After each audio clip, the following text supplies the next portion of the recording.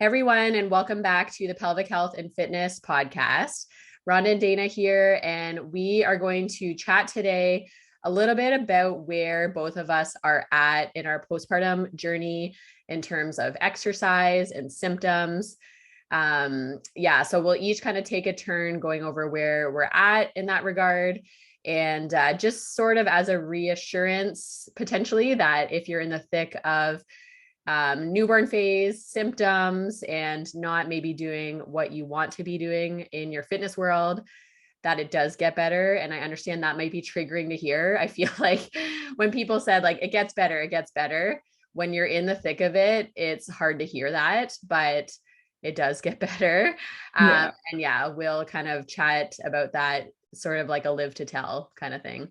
Absolutely. It does get better. And sometimes it can get a little worse again, and then it gets better, right? I think as human beings, we're sort of products, or certainly responding to our environment and everything that's going on around it. And so I think it's important to know that, yes, this is not your forever, especially if you're in that first year postpartum.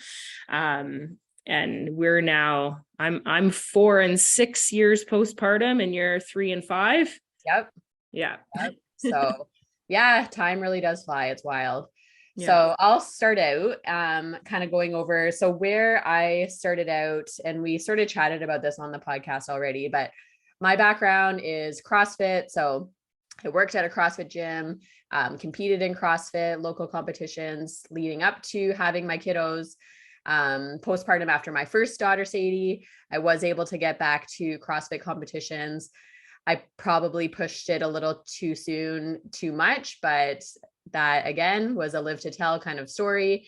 And then after Tegan, found myself kind of struggling to get back into that intensity as quickly. I dealt with some prolapse symptoms. So I had a grade 2 prolapse diagnosis. I think it was around 10 weeks postpartum. And a lot of just trying to come to terms with that, and a lot of working through my identity as an athlete and how that's shifting after having kids. And then a lot of that too was just recognizing that my life and the time I had available was going to be very different with 2 kids. The ability to get to a gym obviously was much harder. So essentially that is what led to me creating my Strong at Home membership, because I started to recognize that if I want to move my body and I want fitness to be part of my life as a mom to 2 kids, I have to make it work from home. And so, so I sort of like went back to the very basics because I was having prolapse symptoms, and just rehabbed my body super slow. And I just remember thinking, having so many moments of how and when am I ever going to get back to lifting heavy weights? Because that ultimately was my love. And I think along the way, I try to convince myself that like, I don't need that, which I don't necessarily need that, but I do really love it. As soon as I found CrossFit, the weightlifting side of things was like just so fun for me. I love the competitiveness of it. I love trying to push myself and see what I can do. I remember kind of vividly around 6 months postpartum. Up until that point, I was only using dumbbells. I only used dumbbells up until recently. And I was using 10-pound dumbbells. And around 6 months, my like 25-pound dumbbells, actually, I think I got 15s and 20s in that time too, but my 25-pound dumbbells was the most I had, kind of looking at them and be like, I wonder how it would feel to just do like some squats. I did have some fear. So even working in the world that I do, where I'm very conscious about not fear mongering with my clients and really empowering them to feel strong, I was nervous to try going heavier. And I think, I did a couple of workouts with the 25s that felt good. In that time, I will say I had like fluctuating prolapse symptoms, mostly around my cycle, sometimes like ovulation, sometimes around my period. I'd get sort of that heaviness sensation again. For me, the thing that helped me the most when I had a resurgence of prolapse symptoms was working on pelvic floor relaxation. So I think that is what I learned about myself and my body. And still to this day, if I have any, I don't necessarily have prolapse symptoms anymore, but I'll get just like uncomfortable feelings sort of in my lower tummy, depending on where I'm at in my cycle. And a lot of it is pelvic floor tension and like abdominal tension related. And so whenever I had those symptoms creep up throughout that postpartum journey, if I went back to my breathing, went back to hip mobility, and just really focused on that down training side of things, that really improved my symptoms personally. I think that's a lot of people. Yeah. Yeah. And so, so I just kept doing my dumbbell workouts. I basically followed my Strong at Home membership that it exists today. And it wasn't until, so I remember this summer, so Tegan had just turned 3. And I did actually, the movement maestro, Shantae Cofield, she is a physical therapist in the United States, had a webinar that I attended. I forget the title of it, but basically it was something about, anyways, one of the topics she discussed in that webinar was finding joy and like finding fun in your life. And it was kind of like a light bulb moment. I was like, I loved and I still love my home workouts, but I think I was still really missing like having the community aspect, having a competitive edge to it. So I talked it over with Jay and my husband, and he's like, why don't you look into like joining CrossFit again? And I still, nothing wrong with CrossFit, but I feel like I've just kind of exited that part of my life and I don't have the same love and passion for CrossFit anymore. But I kept thinking about weightlifting. And even when I was doing CrossFit, I had always wanted to look into specifically like an Olympic weightlifting program and coach. Cause in CrossFit you do weightlifting, but it's not like a specific program for that. And so, so then I started Googling things. And as I'm Googling it, I'm like seeing videos of people weightlifting and like just getting so excited. And oh my goodness, I think I need to do this. So I signed up and I started in August, just once a week at a local Olympic weightlifting gym. Shout out to Power Academy.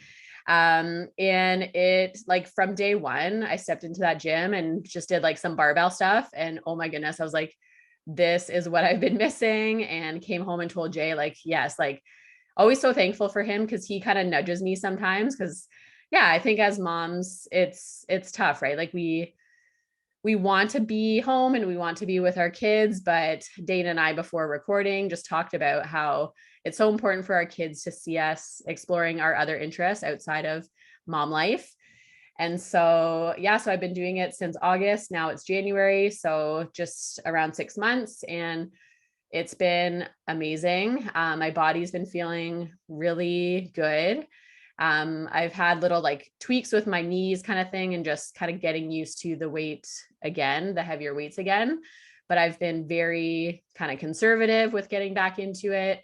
The weights that I'm lifting is nowhere close to the weights that I was lifting pre-kiddos, but I'm getting there and I'm like really proud of myself. And it's been so fun to have that outside thing that's fun for me to do just once a week still. I might enter into a competition potentially this spring. So it's been really good. So I would say overall, like symptom wise, prolapse symptoms are pretty much non-existent. Again, I'd say the only symptom I get sometimes is kind of like a tightness feeling in my lower tummy, that as soon as I do my relaxation things, then I feel better. I did have a reassessment back just before Christmas last year with our friend Laura. Shout out Laura Holland. Mm-hmm. And I no longer, so I have a grade 1 prolapse now. So not to say that that is always the norm, that your prolapse will reverse, but it can. And I even chatted with Laura about that because I was diagnosed with grade 2 prolapse around 10 weeks postpartum. So her thought was like, that's still super, super early postpartum. And I wasn't diagnosed. I wasn't reassessed after that because my symptoms were getting better. So it could have just been, that was my body after having 2 kids. And so, so it could have just been time, could have just been tissue healing in that time, reverse the prolapse to a grade 1. And for anyone out there listening, like grade 1, grade 2 are both like super normal findings too, right? I think that is what we need to remind ourselves too, that yes, and you can be asymptomatic or learn to manage your symptoms very, very well with grade 1, grade 2, grade 3, probably even grade 4 prolapse, and still do the things you want to do. And so that is my message to everybody, that if you're someone that loves weightlifting, or even if you see this as an example of getting back to whatever activity you love to do, you will get there if that is your goal. It might be a long, slow, sometimes annoying, sometimes frustrating process. Seek help, seek out coaching if that helps, seek out guidance of a pelvic floor physio, just to help with reminders that your symptoms are going to come and go, and that's normal. But yeah, I'm here to live to tell that I am lifting heavy weights.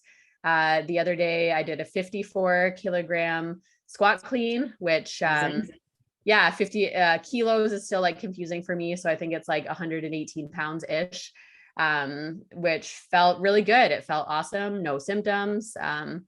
So yeah, that is where I'm at in my fitness journey and symptom journey at 3.5 years postpartum.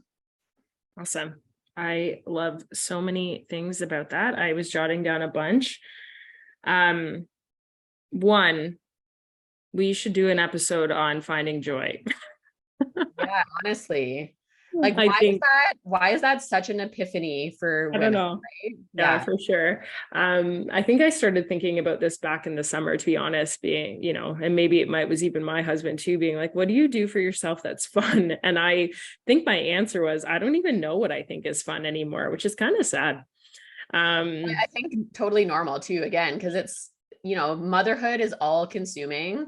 Yeah. And in, you know, the structure that we live in with male-female relationships, it is more for the mom, I would say, right? Versus the dad.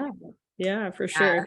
Yeah. So yeah, I think that's part of been maybe sort of some of what my exercise path has been postpartum for sure. The other thing I just want to come back to that you said is that you had a grade 2 at 10 weeks, and then our dear friend Laura said it was grade 1 last year. Yeah. That can happen. If you've been diagnosed with a prolapse, please don't Google it. Like the Google hole there is deep and she dark. So, you know, and the messaging that I have found out there is, once a prolapse, there's always a prolapse. This is your life now.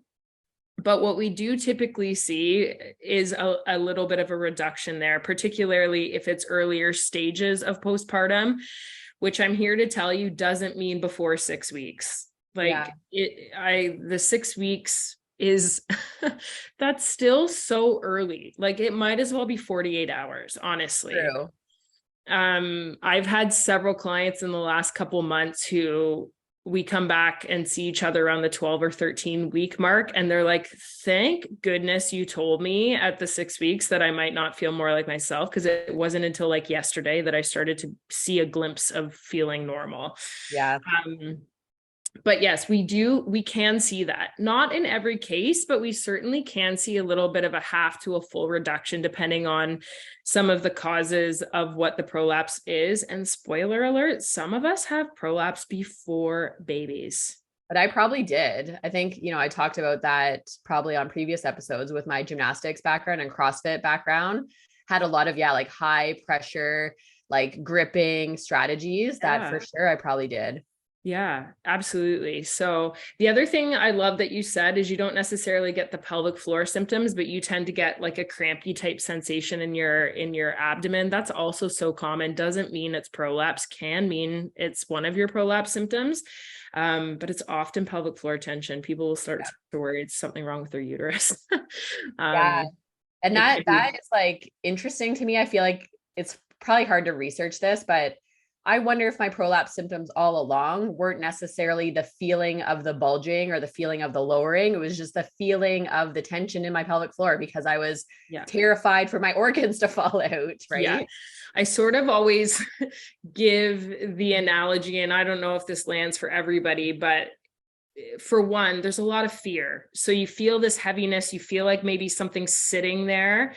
And while that may be prolapse, the fear comes, which if there's underlying tension and then now we're stressed and anxious, we're going to have more tension. But it's sort of also like this idea of like poking into a tight muscle. Like if you're not really thinking about it, or you're going about your day and you're distracted, you don't really notice it after a while. But if you like tighten up that muscle a little bit more, you start bringing your awareness to it all the time. It's harder to forget about it. And that, you know, what are some of the ways we can do it? We can remove obviously that stimulus, we can soften that muscle so the intensity isn't quite as bad, or we can distract our brain. And the distracting of the brain with prolapse, I find to be the most tricky thing, because people start to get, and this happens, I see it happen with frequency of the bladder and urgency as well. It's very easy to start to get fixated on it. These are very much symptoms that are directly associated to our quality of life. So I say all this just to hopefully bring some comfort that if you do have prolapse, or maybe you don't know if you have prolapse, but you have heaviness, it's going to be okay. And there's lots we can do muscle support wise, as well as sort of brain retraining, and get you, like your story shows, back into heavy weightlifting. I had somebody say to me this week, you know, I'd love to weightlift, but my midwife told me I have a prolapse. And so based on what I've read, like weightlifting is just done for me. And I was like, whoa, no. That breaks my heart. And it wasn't her midwife that told her that. It was just sort of her assessment of what she had read online. Yeah. And I don't know what her sources were or anything like that, but I just thought, oh gosh, no, we will get you back weightlifting. Our body is so resilient. I think that's the thing. It's like, so say, you know, if I was 10 weeks postpartum and I went and did a 54 kilogram squat clean, that probably would not be ideal for my body, right? But our body is so adaptable. And so progressive overload, slowly introducing heavier stimulus over time, our body is so strong and able to be resilient to adapt to that. Yes. And also the last thing I'll say before I kind of talk about my own exercise stuff is, as you get further away from postpartum, you're always postpartum, but as you get further away from those births, you have less load on you at baseline. At 3 and 5, you're not carrying and lifting your children nearly as much as you are with an infant and a 2-year-old. That's so true. So when we think about the pelvic floor, I always sort of give the analogy, recently I've been using it a lot, of the pelvic floor as having a bank account. And we use up a lot of our funds in the early stages of being a mom just by getting by, taking our kids to the grocery store and being up all night with not a lot of rest, and hormones. Don't get me started on hormones and all of that. And as you sort of get a little bit further from that, you can start to use some of your funds more readily towards exercise, and because you're not using up so much of your resource with just parenting. They start to walk, they start to do some things. So I think that's important for people listening. For us, where we are with our parenting, I'm not carrying around an infant all day long either anymore. That's so good. I love that. So for me, again, I think very similar after my first, Kara. My cat just jumped on the kitchen counter. We're just going to ignore that. I returned probably too early. Again, people often think that we're physio, so we know all the things, but I had just sort of started my pelvic health journey and hadn't really dove, that was poor English, right into the specifics of exercise postpartum. And I felt good. I felt good at 6 weeks. So I started adding a lot of exercise classes in. So at the time, I wasn't really identifying myself as a runner per se, would jog on the spot or maybe do like a run or something if it was part of the programming at my gym. I started with mom and baby classes. I remember doing jump squats, I think my first day back. It felt good. I didn't have any symptoms that I recall anyways. And truly, return to exercise in that first year, stroller boot camps and stuff like that, without any issue. I really, truly don't remember too much. And if I'm honest, feels good when people, I mean, I loved exercise, so it felt good intrinsically, but also you get a lot of praise for going back to your usual exercise program. Bouncing back. You're bouncing back. You're back. You're back at the gym. How do you do it? I was very lucky. My mom was sort of semi-retired or fully retired. I don't remember at the time. So I could drop her off for an hour when I went to the gym. So yeah, I mean, you get that sort of external validation, which I liked the gym. I was very much a gym goer. I've never been like, I don't identify myself as an athlete. Even though I've been athletic, I've never done anything competitively. I've always sort of just dabbled and done things recreationally. I returned to soccer that summer. I think maybe I did leak once or twice, but if I'm honest, that happened to me prior to babies. That's also another thing. If you're listening, it's okay. If you're leaking before babies, we can fix it. I heard this week a couple times too. Oh, my sister's probably doomed because she leaks already. No, we can fix it. Yeah. So truly in that first year, didn't really notice anything. Certainly had to start to readjust my expectation of how much energy and time I had for exercise. Yeah. But with a partner who is also very active and parents in town that were okay, they loved having her for an hour and a bit while we could still go to the gym together once a week. Like it really didn't disrupt my life too much. And then I returned to work with an infant and had a lot of guilt. I remember being like, where does exercise go? So that my big shift started to come there. And then when I was pregnant with my son, I had no energy and was feeling lots of guilt about not working out as much as I did with Kara, and feeling like there was an expectation. I don't know if it was perceived or if maybe that was sort of, but from people around me being like, oh, we don't see you at the gym as often. And so I internalized that kind of stuff, which is that's another topic. But my exercise level, intensity, and frequency drastically reduced. Yeah. Now knowing what I know, of course it did. As I say to people all the time, it's not the same the second, third, fifth time around because you have another small human. Yep. You know, when you're pregnant the first time and you come home from work and you can nap. Right. Can't do that the second time. Oh. So I was fatigued, and that we've talked about that in previous episodes. I had a lot of just like, fatigue. It felt like I was walking through quicksand all the time. So really had to do some thinking about how much I could actually manage. Now I have 2 babies and I'm at the 6-week mark. And I think I went to like a mama baby class and I just felt awful. Like I remember my body felt like, I don't even like, just not me. Like it felt strange to move. I was really tired. I was still pretty swollen overall. Again, just sort of differences. I breastfed both my babies for about 6 months. Kara, my post whatever weight that I was carrying fell off to the point where I actually probably lost almost, I think up to 8 pounds more than I was before I got pregnant with her. I was skinny. And Nolan, I held on to 8 pounds more than my sort of, pre-baby weight. So, 6 weeks, it was more than that. So I hadn't fallen off. So I just felt different in my body.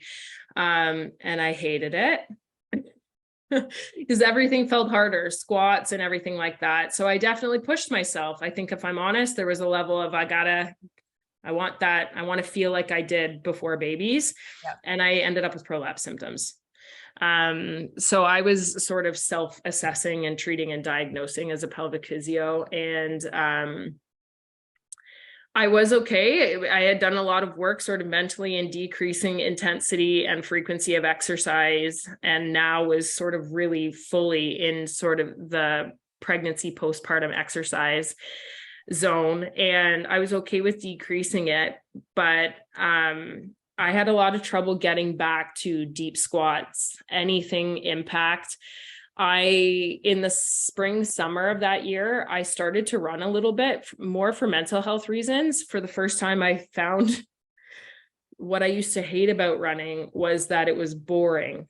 Yeah. And there was something about that, just nothing else happening, that was comforting to me after 2 kids and the busyness of it. But I I really struggled with prolapse symptoms. It was about a grade 2, but it was like all I could think about. I felt it with every movement. So this is why I was saying earlier, I was fixated on it. I was started to be like, why do I feel this every time I pick up my son? And, I feel it now when I do things that I didn't feel it with before. I must have ruined it and it's like, I have training in this. I know. And so for me, it was just really meeting my body where it was, being okay with some workouts being able to be a little bit heavier and others not. And it's not always this beautiful linear process. So let's say the first 6 weeks until about a year ago. My son is 4, so let's say to 3. It was very up and down in terms of frequency. If I was able to push myself, did I have symptoms? Did I just not have any energy? Appreciating how people go away from exercise completely, because it doesn't seem like there's any time or energy for it, completely understanding that for the first time in my life. And about a year ago, I just started to find myself craving it a little bit more, and I was okay with it dropping the gym. COVID obviously fast forwarded this a little bit, but I had my gym membership on hold even prior to COVID, because I just wasn't able to make that time. And if I can't get to the gym, I can't work out effectively, right? So that was a huge shift for me. I started working out at home, much like you said, and starting to just like find ways to do it and crave the movement and being okay with my workout that day being yoga. Yep. Actually looking forward to yoga with Adrienne. If you don't know yoga with Adrienne, I think she's a gem. I run, I'm a fair season runner. So like if it's cold out, I'm not going, but like if it's over 5 and sunny, I go for my little 3 to 4 kilometer run. I'm okay with that distance. It used to be, for me, it has to be 5 kilometers or it doesn't count. What does that even mean? It's out there. And I have no prolapse symptoms when I run, when I lift, when I jump. Sometimes it can come on, and I always encourage people to not get really fixated on the exercise that you just did. Again, we're thinking about the bank account, which means what are our patterns for the last several days, weeks, months, right? So, and then, you know what? I have been really stressed. I had 2 kids home constantly sick in the fall, and I had some family struggles, and so that kind of stuff can bring on things for me too, but I'm just much better now because it is so infrequent. It doesn't seem as drastic. I can appreciate when it's coming on every other workout, it feels very frustrating. But now I sort of work out. I don't really think about it. And if I do notice something, it typically tends to be right around my cycle, or like the first couple days of my cycle. I just don't jump or run anymore. Yeah. I don't even think about it as being something that I did, but I guess that is something I just sort of worked out that didn't work for me. Yep. So it's a long-winded way of saying I also now am at the stage where I feel like I have a level of exercise that feels like my new normal. I get sweaty 3 to 4 times a week. I'm okay if it's less. Sometimes I am prolapse symptom free, for the most part. Love it. Yeah. So good. Yeah. You and I had similar kind of journeys. I think I always say this to my clients, the hardest part of the postpartum return to exercise journey is not necessarily the physical rehab. It's the mental rehab that we have to go through. Right. And shifting of the mindset of what counts as exercise, which we talk about on the podcast all the time. And that was for me really important, because I think, still to this day. So if for example, I'm coming off of being sick, I have a cold. In the past, I would have dived right back into a super intense workout to make up for lost time, quote unquote. And convince yourself it helped clear your nose or something. Honestly, I'm going to work out this cold out of my body, and that's not a thing. No. So now I'm just so much better at, because for me, exercise is in my life to feel good for the long haul, right? So I want to feel strong. I want to have energy. I want to keep up with my kids for the long term. Nothing about my life is quick fix. And so, so if I'm getting back from a sickness, then I recognize, what does my body need today? Probably not a super intense workout with burpees and running and, I probably need some mobility. maybe some exercises on the ground, maybe some air squats, just I'm so much better at that. And, patting myself on the back for those times, because I don't take it for granted that my mindset has made a complete 180. No, and I think also too, coming back to the idea of returning after sickness, especially postpartum, if you are somebody who gets symptoms semi-regularly, your pelvic floors just run a marathon. After a cough and cold, after a GI bug, like that, sneezing, pressure, blowing your nose, coughing, you are very likely to have symptoms if you then add jumping and running right on top of there. Maybe not, but if you are listening and you're like, oh gosh, like I did that, and I'm hoping this brings you some peace, because it's a cough and cold is no walk in the park for your pelvic floor.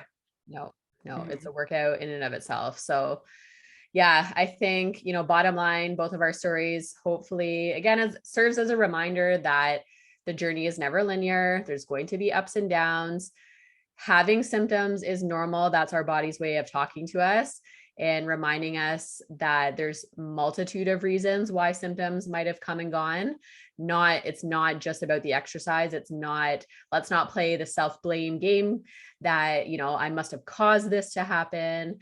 That's just not true. So yes, you will get there. Again, it might be a slow, annoying, frustrating process at times, but you'll get back to the things that you love to do in time.